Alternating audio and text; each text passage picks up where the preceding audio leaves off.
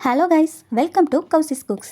நம்ம இன்றைக்கி அவன் இல்லாமல் ஈஸ்ட், முட்டை, சீஸ், ரெட் சாஸ், மயோனீஸ் இதெல்லாம் எதுவுமே இல்லாமல் ரொம்ப சிம்பிளான டேஸ்டியாக வீட்டிலேயே ஹோம்மேட் பீஸா எப்படி செய்கிறதுங்கிறத பார்க்கலாமா? அதுக்கு நீங்கள் இந்த வீடியோவை ஸ்கிப் பண்ணாமல் ஃபுல்லாக பாருங்கள். இதில் நிறைய ட்ரிக்ஸ் அண்ட் டிப்ஸ் எல்லாமே நான் ஃபாலோ பண்ணியிருக்கேன். வாங்க நம்ம வீடியோக்குள்ளே போய் இந்த சூப்பரான சிம்பிள் பீஸா எப்படி செய்கிறதுங்கிறத பார்க்கலாம். ஃபர்ஸ்ட் இந்த ரெசிபி பண்ணுறதுக்கு ஒரு மிக்சிங் பவுல் எடுத்துக்கோங்க. எந்த அளவுக்கு பீஸா செய்கிறீங்களோ, எத்தனை பேருக்கு செய்கிறீங்களோ அந்த அளவுக்கு மைதா மாவு எடுத்துக்கோங்க.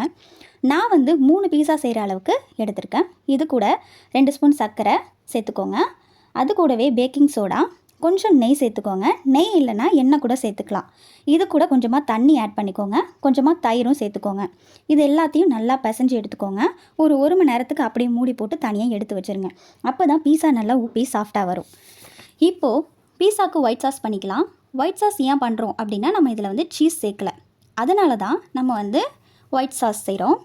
இது செய்கிறதுக்கு ஒரு கடாயை சூடுபடுத்தி கொஞ்சமாக நெய், கொஞ்சமாக 1 ஸ்பூன் அளவு மைதா சேர்த்து நல்ல லோ ஃப்ளேமில் வதக்கி எடுத்துக்கோங்க. இது கூட நல்ல கெட்டியான பால் கொஞ்சம் சேர்த்துக்கோங்க. கைவிடாமல் நல்லா இதை மிக்ஸ் பண்ணிக்கோங்க. 2 டேபிள் ஸ்பூன் அளவு தண்ணி சேர்த்துக்கோங்க.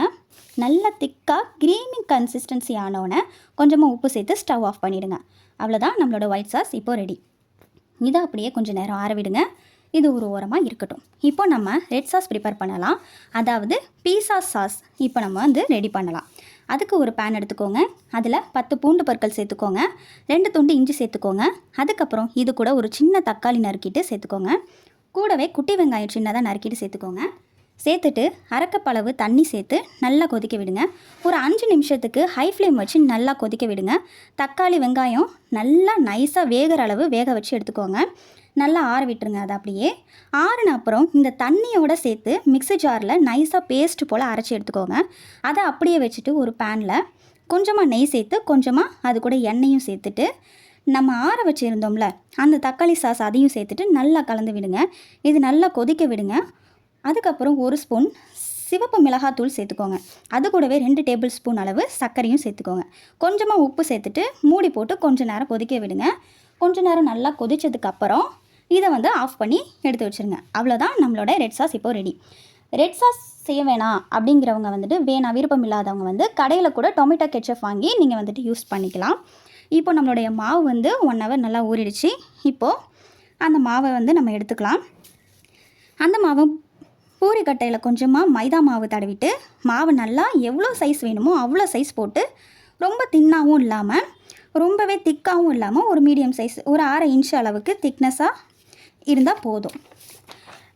எந்த பிளேட்டில் நீங்கள் செய்ய போகிறீங்களோ அந்த பிளேட் எடுத்துக்கோங்க. அந்த பிளேட்டில் நீங்கள் எண்ணெய் இல்லைன்னா நெய் தடவிட்டு மேலே இந்த மாவை அந்த பிளேட்டோட சைஸ் அளவுக்கு லெவல் பண்ணிக்கோங்க. அதுக்கப்புறம் ஒரு ஃபோர்க் வச்சு நல்லா இந்த மாவை குத்தி விட்டுக்கோங்க. இதில் பேக்கிங் சோடா போட்டதுனால வெளியில் பொங்கி வரும். ஸோ அதுக்காக தான் நம்ம இப்படி ஃபோர்க் வச்சு பண்ணுறோம். இது போல் பண்ணால் கடையில் கிடைக்கிற போல் பீஸா நமக்கு கிடைக்கும். ஃபோர்க் இல்லைனா ஒரு குச்சி போல் இருந்தால் கூட அந்த குச்சை வச்சு மேலே அப்படி ஹோல்ட் பண்ணிக்கிட்டிங்கன்னா நல்லாவே இருக்கும். அப்புறம் நம்ம ரெடி பண்ண ரெட் சாஸ் இதில் மேலே அப்படியே நீங்கள் ஆட் பண்ணிக்கோங்க. அதுக்கு மேலே நம்ம ஒயிட் சாஸ் ரெடி பண்ணோம் இல்லையா, அதையும் நீங்கள் ஆட் பண்ணிக்கோங்க.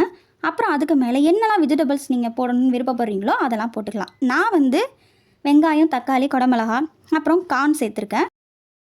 உங்ககிட்ட வேறு என்னென்ன வெஜிடபிள்ஸ் இருக்கோ அதெல்லாம் நீங்கள் சேர்த்துக்கலாம்.